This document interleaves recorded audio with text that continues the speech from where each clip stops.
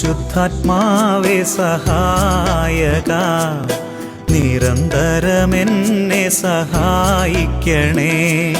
നിത്യവും കൂടെ വസിക്കുന്നോനേ, അഭിഷേകത്തിൻ അഗ്നി നിറച്ചിടണേ.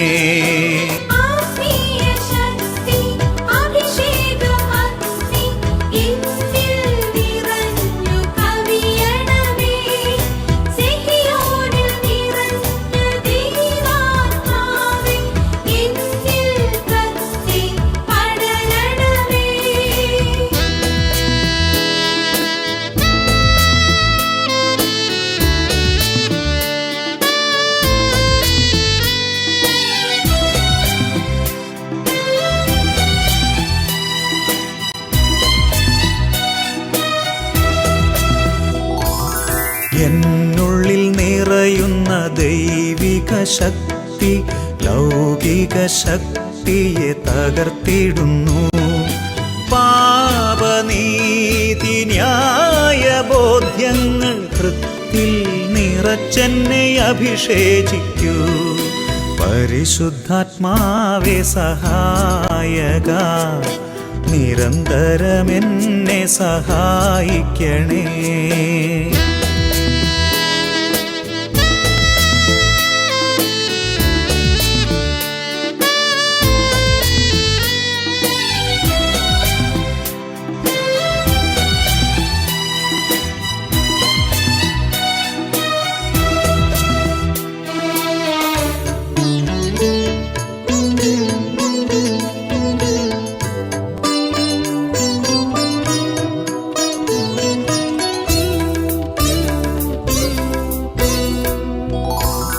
വചനം പഠിക്കുവാൻ കൃപ ചൊരിയണമേ, അനുസ്മരിച്ചിടാനും വരമരുളൂ. ദൈവപുത്രന് സാക്ഷ്യമേകാൻ അഭിഷേക അഗ്നിയെ ജ്വലിപ്പിച്ചിടൂ.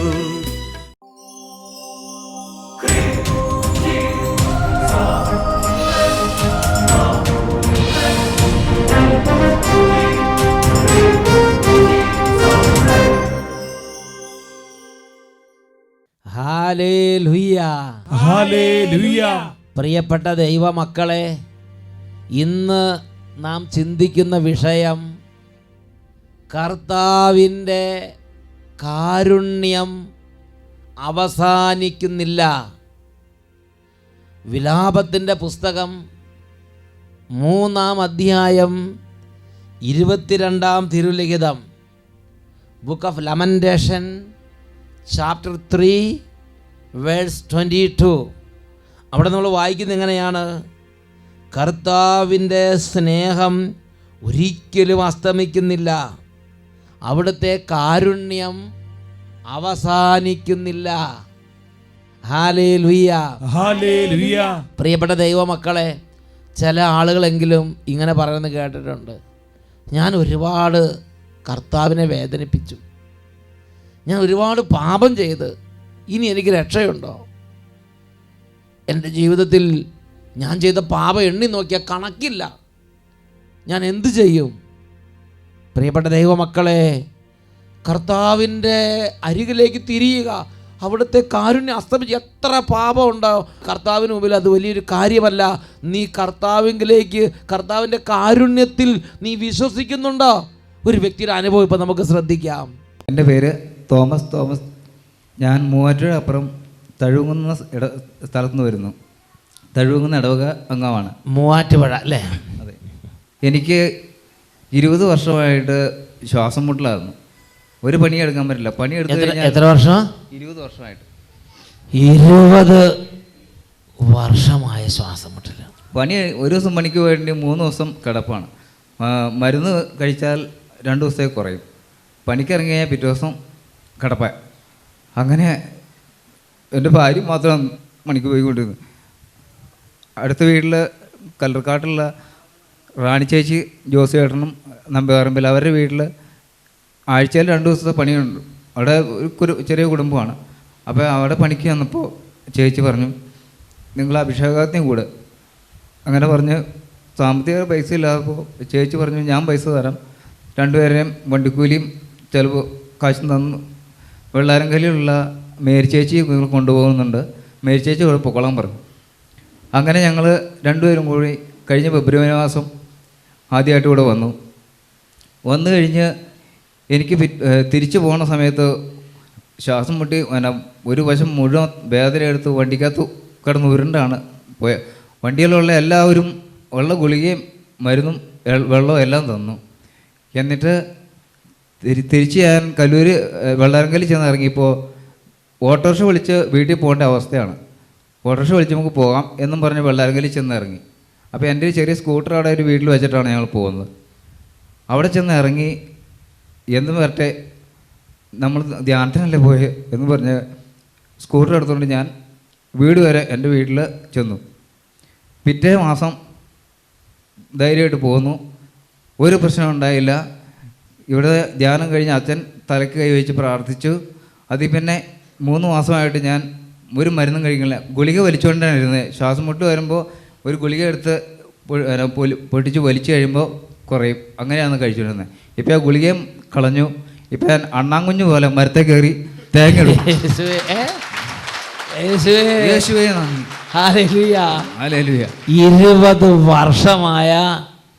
20 വർഷമായ ശ്വാസമുട്ടലാണ് അവിടെ മാറിയത്.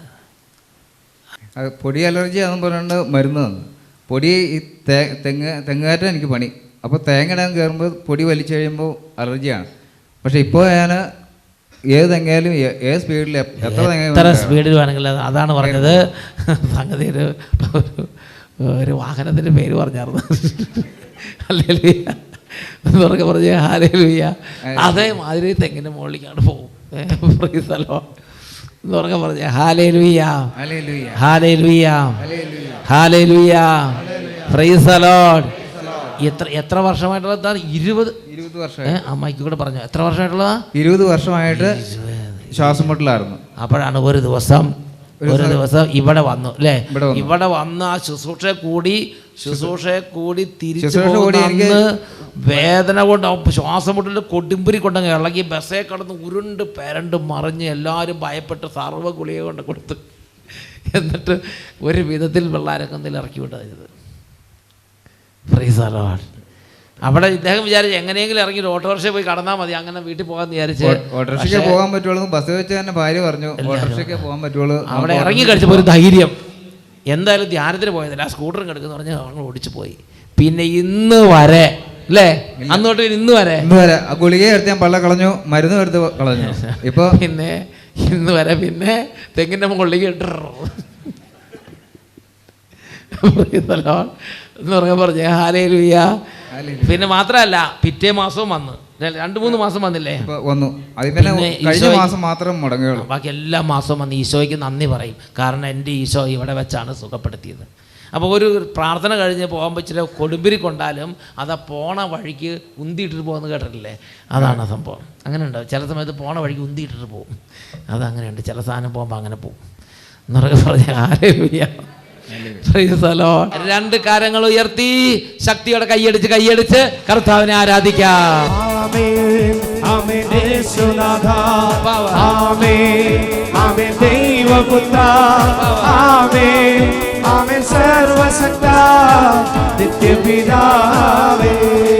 ഉണർവോടെ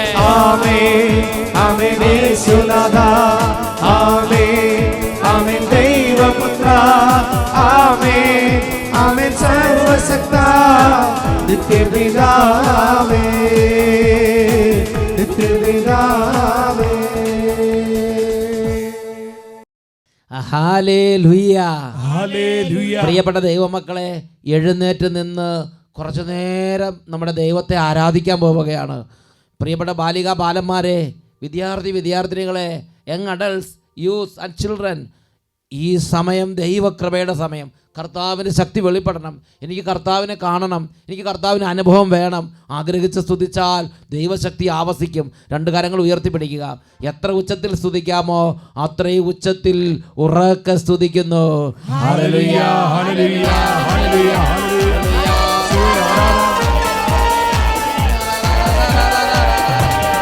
കർത്താവിന്റെ കരബലം പൂർണ്ണമായി വെളിപ്പെടും. ഓ, യേശുവേ. അത്ഭുതങ്ങൾ സംഭവിക്കട്ടെ. Jesus, Jesus, Jesus. കർത്താവിന്റെ കരബലം പൂർണ്ണമായി വെളിപ്പെടും. അടയാളങ്ങൾ സംഭവിക്കട്ടെ. കൈകളടിച്ച് ഇന്നിവിടെ ഈ നിമിഷം ദൈവശക്തി വെളിപ്പെടട്ടെ. ഇന്നിവിടെ ഈ നിമിഷം ദൈവശക്തി വെളിപ്പെടട്ടെ. ഇന്ന് ജീവിക്കുന്ന യേശുവിന്റെ സാന്നിധ്യത്തെ ജനതകൾ കണ്ടിടട്ടെ. Yes, Lord. ജീവിക്കുന്ന യേശുവിന്റെ സാന്നിധ്യത്തെ ജനതകൾ കണ്ടിടട്ടെ. ഓ, യേശുവേ, എല്ലാ മക്കളുടെ മേൽ ഉണർവിന്റെ അഭിഷേകം നൽകണമേ. എല്ലാ ദൈവമക്കളും നന്നായി കൈയടിച്ച് തുള്ളിച്ചാടി ഉണർവോടെ അനങ്ങി പാടി പ്രാർത്ഥിക്കുന്നു. Glory, glory. നീടലിൽ സൗഖ്യശക്തി വ്യാപരിച്ച് അത്ഭുതങ്ങൾ സംഭവിക്കട്ടെ. ഓ, അത്ഭുത ശക്തി. പത്രോസിന്റെ നീടലിൽ സൗഖ്യശക്തി വ്യാപരിച്ച് അത്ഭുതങ്ങൾ സംഭവിക്കട്ടെ. Glory. തടവറ കുലുങ്ങും അഭിഷേകം വെളിപ്പെട്ട അടയാളങ്ങൾ സംഭവിക്കട്ടെ. തടവറ കുലുങ്ങും അഭിഷേകം വെളിപ്പെട്ട അടയാളങ്ങൾ സംഭവിക്കട്ടെ. കൈകൾ ഉയർത്തി കൈയടിച്ച് ഇന്നിവിടെ ഈ നിമിഷം ദൈവശക്തി വെളിപ്പെടട്ടെ. ഇന്നിവിടെ ഈ നിമിഷം ദൈവശക്തി വെളിപ്പെടട്ടെ. ഓ, യേശുവേ. ഇന്നിവിടെ ഈ നിമിഷം ദൈവശക്തി വെളിപ്പെടട്ടെ. ഇന്നിവിടെ ഈ അത്ഭുത ശക്തി. ദൈവശക്തി വെളിപ്പെടട്ടെ. കരങ്ങൾ ഉയർത്തി സ്തുതിക്കുന്നു. വെളിപ്പെടട്ടെ. Hallelujah, hallelujah, hallelujah, hallelujah, hallelujah, hallelujah, hallelujah. തളർന്നവർ ശക്തി പ്രാപിക്കട്ടെ. രോഗികൾ രോഗക്കിടക്ക വിട്ട് ഇപ്പോൾ എഴുന്നേൽക്കട്ടെ. Glory, hallelujah. Hallelujah, hallelujah. ഓ, അത്ഭുത ശക്തി. Oh, Jesus, we believe in you. ആരാധന ആരാധന ആരാധന ആരാധന. യേശുവേ, ഹല്ലേലൂയ. വലയം ചെയ്യണമേ, ഹല്ലേലൂയ. വാരിപ്പുണരണമേ, ഏറ്റെടുക്കണമേ, ഏറ്റെടുക്കണമേ, മാറോട് ചേർക്കണമേ, പുതിയ സ്നേഹം നിറയ്ക്കണമേ, കാരുണ്യം ചൊരിയണമേ, അഭിഷേകം ചൊരിയണമേ, പാപക്ഷമ നൽകണമേ, ചങ്ങലകൾ പൊട്ടിക്കണമേ, കോട്ടകൾ തകർക്കണമേ, എല്ലാ ആധിപത്യങ്ങളെയും തകർക്കണമേ. Glory, hallelujah, hallelujah, hallelujah, hallelujah. ബാലികാ ബാലന്മാരുടെ മേൽ പുതിയ അഭിഷേകം നിറയട്ടെ.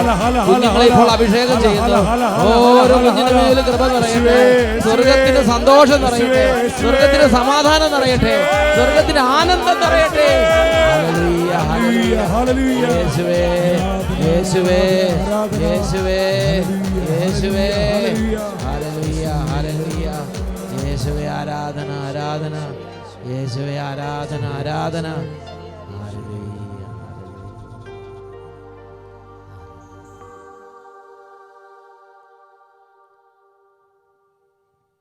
ഉച്ചത്തിൽ പറയാം ഹല്ലേലൂയ, ഹല്ലേലൂയ.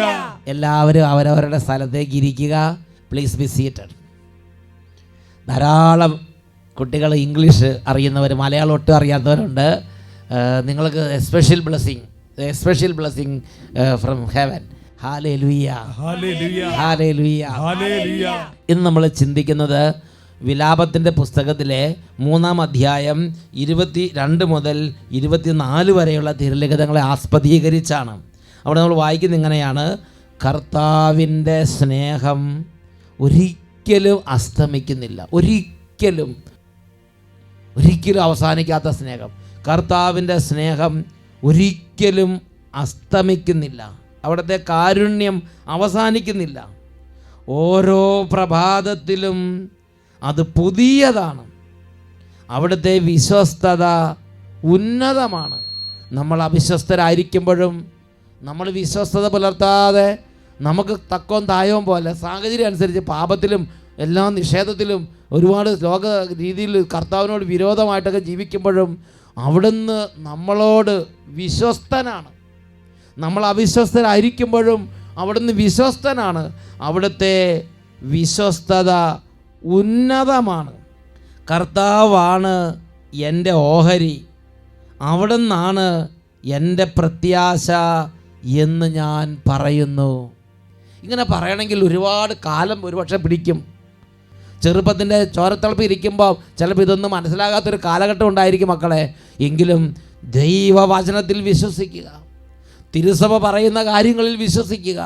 മനസ്സിലാകുന്നില്ലെങ്കിലും ദൈവമാർഗത്തിൽ നടക്കാൻ വേണ്ടി എളിമപ്പെടുക. ഇത് എന്നിൽ നിന്നും നിങ്ങളിൽ നിന്നും കർത്താവ് പ്രതീക്ഷിക്കുന്നുണ്ട്. എന്നുറക്കെ പറഞ്ഞേ ഹല്ലേലൂയ, ഹല്ലേലൂയ, ഹല്ലേലൂയ, ഹല്ലേലൂയ. പ്രിയപ്പെട്ട സഹോദരങ്ങളെ, വിശുദ്ധ ലിഖിതങ്ങളിൽ വിശുദ്ധ പത്രോസ് അപ്പസ്തോലൻ്റെ ജീവിതത്തിലെ ഒരു രംഗം ബൈബിളിൽ കാണുന്നുണ്ട്. വിശുദ്ധ മത്തായിയുടെ സുവിശേഷത്തിൽ 26-ാം അധ്യായം 31 മുതൽ 35 വരെ തിരുലിഖിതങ്ങൾ. യേശു ശിഷ്യന്മാരിയ്ക്കുകയാണ്. പീഡാസഹനത്തെക്കുറിച്ച് കുരിശുമരണത്തെക്കുറിച്ചെല്ലാം പറഞ്ഞു. ആ പുതിയ ഉടമ്പടിയുടെ രംഗങ്ങളെല്ലാം അരങ്ങേറി. അതിനുശേഷം യേശു അവരോട് പറഞ്ഞു, ഈ രാത്രി നിങ്ങൾ എല്ലാവരും എന്നിൽ ഇടറും. പെസഹ ആചരിച്ചു, പെസഹ അപ്പെല്ലാം കൊടുത്തു. എന്നിട്ട് യേശു പറയുകയാണ്, ഈ രാത്രി നിങ്ങളെല്ലാവരും എന്നെ ഉപേക്ഷിച്ച് പോകും. അപ്പോൾ ഉടനെ തന്നെ പത്രോസ് അപ്പസ്തോലൻ മറുപടി പറയാണ്. 33-ാമത്തെ തിരുലിഖിതം. അപ്പോൾ പത്രോസ് അവനോട് പറഞ്ഞു, എല്ലാവരും നിന്നിൽ ഇടറിയാലും ഞാൻ ഇടറുകയില്ല. യേശു പറഞ്ഞു, സത്യമായി ഞാൻ നിന്നോട് പറയുന്നു, ഈ രാത്രി കോഴി കൂവുന്നതിന് മുമ്പ് നീ എന്നെ 3 പ്രാവശ്യം നിഷേധിച്ച് പറയും. പത്രോസ് പറഞ്ഞു, നിന്നോടുകൂടെ മരിക്കേണ്ടി വന്നാൽ പോലും ഞാൻ നിന്നെ ഉപേക്ഷിക്കില്ല. അതാ ഹൃദയത്തിൻ്റെ സ്നേഹമാണ്, ആ ഹൃദയത്തിൻ്റെ നിഷ്കളങ്കതയാണ്. നിന്നോടുകൂടെ മരിക്കേണ്ടി വന്നാൽ പോലും ഞാൻ നിന്നെ ഉപേക്ഷിക്കും. നിന്നെ ഉപേക്ഷിച്ചൊരു ജീവിതം എനിക്ക് വേണ്ട. നിന്നെ മറന്നിട്ടൊരു സന്തോഷം എനിക്ക് വേണ്ട. അതായിരുന്നു ആത്മാർത്ഥമായി പത്രോസ് അപ്പസ്തോലൻ്റെ ഹൃദയത്തിൻ്റെ സ്ഥിതി. ഇത് കപടി പറഞ്ഞതല്ല, ആത്മാർത്ഥതയിൽ പറഞ്ഞു തന്നെയാണ്. എന്നാൽ പ്രിയപ്പെട്ട സഹോദരങ്ങളെ, സാഹചര്യങ്ങൾ മാറി മറിഞ്ഞു. യഹൂദന്മാരും പുരോഹിത പ്രമുഖരും പട്ടാളക്കാരെല്ലാം വന്ന് യേശുവിനെ അറസ്റ്റ് ചെയ്തു. യേശുവിനെ അവർ വലിയ വിധത്തിൽ അവഹേളിക്കുകയും ദുഃഖിപ്പിക്കുകയൊക്കെ ചെയ്തു. എല്ലാ ശിഷ്യന്മാരും ഓടി ഒളിച്ചു. ആ കൂട്ടത്തിൽ പത്രോസ് അപ്പസ്തോലനും പ്രാണനും കൊണ്ട് ഓടി ദൂരെ പോയി. പ്രിയപ്പെട്ട സഹോദരങ്ങളെ, പത്രോസും യേശുവിനെ ഉപേക്ഷിച്ച് ഓടിപ്പോയി. എന്നാൽ യേശുവിനെ അങ്ങനെ വിട്ടുകളയാൻ തോന്നുന്നില്ല. സ്വന്തം പ്രാണരക്ഷാർത്ഥം ഓടി ദൂരെ യേശുവിനെ അനുഗമിക്കുകയാണ് വിശുദ്ധ പത്രോസ് അപ്പോസ്തലൻ. അതിനുശേഷം പീലാത്തോസിൻ്റെ വീട്ടിൽ യേശു വിചാരണ നേരിടുന്ന സമയം.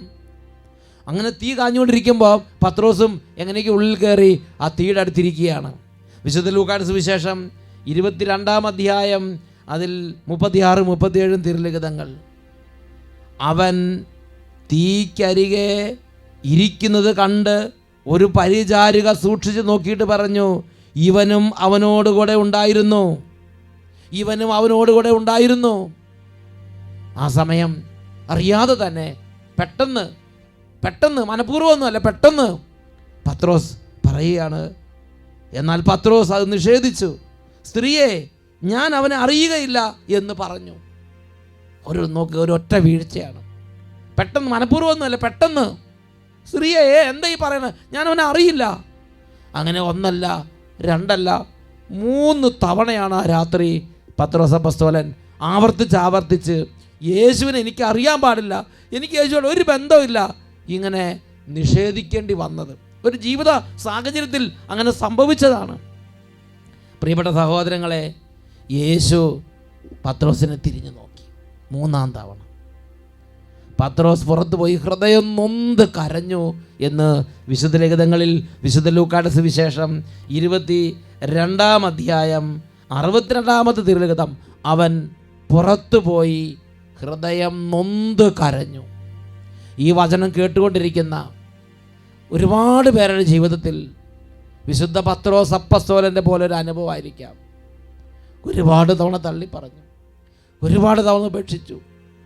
കർത്താവിനോട് കാണിച്ച അവിശ്വസ്തത ഓർത്ത് ഹൃദയം നൊന്ത് കരയുന്ന, ഹൃദയം നൊന്ത ഓരോ ആത്മാക്കളും ഇപ്പോൾ മനസ്സിലാക്കണം.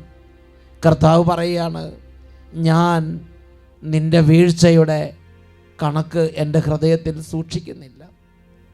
വിശുദ്ധ ഫൗസ്റ്റീനയുടെ ജീവിതത്തിൽ ഇതേപോലെ സംഭവങ്ങൾ ഉണ്ടായിട്ടുണ്ട്. ഒരു നാൾ ദിവ്യനാഥനായ ഈശോ വന്നപ്പോൾ വിശുദ്ധ ഫൗസ്റ്റീന ഈശോയുടെ മുമ്പിൽ ദുഃഖപൂർണ്ണയായിരിക്കുകയാണ്. അത് നമ്മൾ വായിക്കുന്നത് 1488 ഗണ്ണികയാണ്. ദുഃഖപൂർണ്ണയായിരിക്കുന്ന വിശുദ്ധ ഫൗസ്റ്റീനയുടെ അടുത്ത് വന്ന് ഈശോ പറയുന്ന ഒരു ഭാഗമാണ് നാം വായിക്കുന്നത്. പുണ്യപരിപൂർണതയ്ക്കായി അത്യധികം അഭിലഷിക്കുന്ന ആത്മാവേ, നിന്റെ പ്രയത്നങ്ങളിൽ ഞാൻ സംപ്രീതനാണ്. എന്നാൽ എന്തുകൊണ്ടാണ് നിന്നെ മിക്കവാറും ദുഃഖിതയും നിരുന്മേഷയുമായി ഞാൻ കാണുന്നത്? എന്നോട് പറയുക, ഈ ദുഃഖഭാവത്തിൻ്റെ അർത്ഥം എന്താണ്? ഇതിന് കാരണം എന്താണ്? ഞാൻ കർത്താവിനോട് പറഞ്ഞു, എൻ്റെ ദുഃഖത്തിൻ്റെ കാരണം ഇതാണ്. ആത്മാർത്ഥമായ എൻ്റെ പ്രതിജ്ഞകൾക്ക് വിപരീതമായി ഞാൻ അതേ തെറ്റുകളിൽ തന്നെ വീണ്ടും വീണ്ടും വീഴുന്നു. പ്രഭാതത്തിൽ ഞാൻ പ്രതിജ്ഞകൾ എടുക്കും, എന്നാൽ സന്ധ്യാസമയത്ത് നോക്കുമ്പോൾ അവയിൽ നിന്ന് ഞാൻ എത്രയോ അകലെയാണെന്ന് കണ്ടെത്തുന്നു. യേശു പറഞ്ഞു, നിന്നിൽ തന്നെ എന്താണെന്ന് നീ മനസ്സിലാക്കുക. നിന്റെ വീഴ്ചകളുടെ കാരണം നീ നിന്നിൽ തന്നെ വളരെ ആശ്രയം വെക്കുന്നതും എന്നിൽ അല്പം മാത്രം ആശ്രയിക്കുന്നതുമാണ്. നമ്മുടെ ഈഗോ, നമ്മളങ്ങനെ പറയുന്നു, ഞാൻ നോക്കും, ഞാൻ ഇനി പാപം ചെയ്യില്ല, ഞാൻ കർത്താവിനെ ഇനി വേദനിപ്പിക്കില്ല. അങ്ങനെ നമ്മളിൽ തന്നെ ആശ്രയം വെച്ച് സ്വന്തം ശക്തിയിൽ ആശ്രയിച്ച് പുണ്യപൂർണ്ണതയിൽ നീങ്ങാൻ വേണ്ടി നമ്മൾ പരിശ്രമിക്കുകയാണ്. നിന്റെ വീഴ്ചയുടെ കാരണം നീ നിന്നിൽ തന്നെ വളരെ ആശ്രയിക്കുന്നതും എന്നിൽ അല്പമാത്രം ആശ്രയം കണ്ടെത്തുന്നതുമാണ്. എന്നാൽ അത് നിന്നെ വളരെയധികം ദുഃഖിപ്പിക്കാതിരിക്കട്ടെ. നിന്റെ ദുരവസ്ഥയ്ക്ക് അല്പം പോലും ക്ഷീണിപ്പിക്കുവാൻ സാധിക്കാത്ത കരുണയുടെ ദൈവമാണ് ഞാൻ. നിന്റെ ദുരവസ്ഥ, നിന്റെ ദയനീയത, നിന്റെ വീഴ്ച ഇതുകൊണ്ട് ക്ഷീണിപ്പിക്കാൻ പറ്റാത്ത കരുണയുടെ ദൈവവുമായിട്ടാണ് നീ ബന്ധപ്പെട്ടിരിക്കുന്നത്. ഇത് നീ ഓർമ്മിക്കുക. എത്ര പ്രാവശ്യം ഞാൻ നിന്നോട് ക്ഷമിച്ചു എന്നതിൻ്റെ കണക്ക് ഞാൻ സൂക്ഷിക്കുന്നില്ല. അവിടുത്തെ കരുണ അവസാനിക്കുന്നില്ല എന്നാണ് ഇതിൻ്റെ അർത്ഥം. എത്ര തവണ നിന്നോട് ഞാൻ ക്ഷമിച്ചു എന്നതിൻ്റെ കണക്ക് ഞാൻ സൂക്ഷിക്കുന്നില്ല. വിശുദ്ധ പത്രോസ് അപ്പോസ്തലൻ ഇങ്ങനെ ഒരുപാട് അവിശ്വസത കാണിച്ചു. അതിനുശേഷം കടലിൽ മീൻ പിടിക്കാൻ പോയി. ശിഷ്യന്മാരെല്ലാം ഭിന്നിപ്പിച്ചു, അങ്ങനെ പല കാര്യങ്ങൾ ചെയ്തു. തിബേരിയാസ് കടൽ തീരത്ത് ഉത്ഥാനം ചെയ്ത് ഈശോ പ്രത്യക്ഷപ്പെട്ടു. ഈ നന്ദികേടുകൾക്കെല്ലാം ശേഷം വീണ്ടും ഈശോ അവരെ ആദ്യം കാണുന്ന സമയം ഈശോ ശിഷ്യന്മാർ ഒരുമിച്ച് കൂടി എല്ലാവർക്കും ഭക്ഷണമൊക്കെ എടുത്തു കൊടുത്തു. അവിടെ ഇരിക്കുമ്പം പത്രോസ് അപ്പോസ്തലൻ്റെ ഹൃദയം വിങ്ങുകയാണ്. കാരണം ഒരുപാട് നന്ദികേട് കാണിച്ചിട്ടുണ്ട്. പക്ഷേ ഈശോ അതൊന്നും കണക്ക് വെച്ചിട്ടില്ല. ഈശോ സഭയുടെ അജപാലന അധികാരത്തിന് താക്കോലെടുത്ത് കൊടുത്തിട്ട് പറഞ്ഞു, യോനായുടെ പുത്രനായ ശെവയോനെ, നീ എൻ്റെ അജഗണത്തെ മേയിക്കുക എന്ന് പറഞ്ഞ് ആദ്യത്തെ മാർപ്പാപ്പയായി തിരുസഭയുടെ അല്ലെങ്കിൽ സ്വർഗത്തിന് താക്കോലെടുത്ത് പത്രോസ് അപ്പോസ്തലന് കൊടുക്കുന്ന രംഗമാണ് വിശുദ്ധ യോഹന്നാന്റെ സുവിശേഷത്തിൽ 21-ാമത്തെ അധ്യായത്തിൽ നമ്മൾ കാണുന്നത്.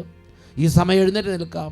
ഇത്രമാത്രം നന്ദികേടും വീഴ്ചകളും നിഷേധിക്കലും ഉപേക്ഷിക്കലും അവിശ്വസ്തതയും നിറഞ്ഞെങ്കിലും യേശു പത്രോസ് അപ്പോസ്തലനെ അതൊന്നും ഒരു കാര്യമായി കണക്കാക്കാതെ, എല്ലാം ക്ഷമിച്ചതിന് കണക്ക് വെക്കാതെ കരുണയുടെ അനുഭവം കൊടുക്കുകയാണ്. പത്രോസിന് ആദ്യത്തെ മാർപ്പാപ്പയായി ഉയർത്തി. എല്ലാം ക്ഷമിച്ചതിൻ്റെ അനുഭവങ്ങൾ പത്രോസിന് കൊടുത്തു. സ്നേഹം കൊണ്ട് പൊതിഞ്ഞ് എഴുന്നേൽക്കാം മക്കളെ. മനസ്സ് തളർന്നവരുണ്ടെങ്കിൽ പരിശുദ്ധ കുർബാന എഴുന്നേൽച്ച് പ്രാർത്ഥിക്കുന്ന ഈ സമയം ഹൃദയം നുറുങ്ങി, യേശുവേ അങ്ങയുടെ കരുണയുടെ അനുഭവത്തിന് പൊതിയണമേ എന്ന് പ്രാർത്ഥിക്കട്ടെ.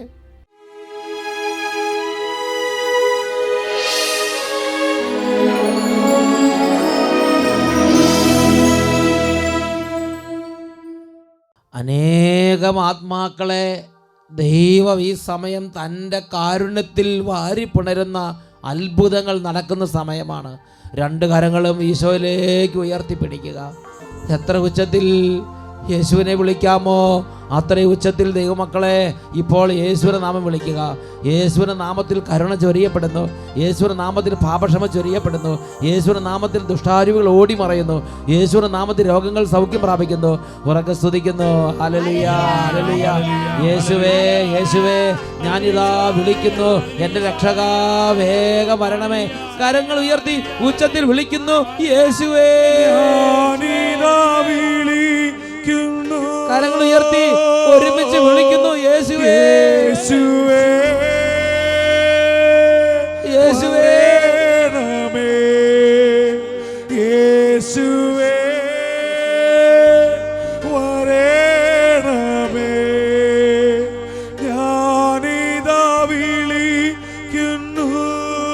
സ്പർശിക്കണമേ കർത്താവേ, ഇടപെടണമേ, തൊടണമേ, രോഗികളെ സ്പർശിക്കണമേ, തകർന്ന കുടുംബങ്ങളെ പുനരുദ്ധരിക്കണമേ. യേശുവേ,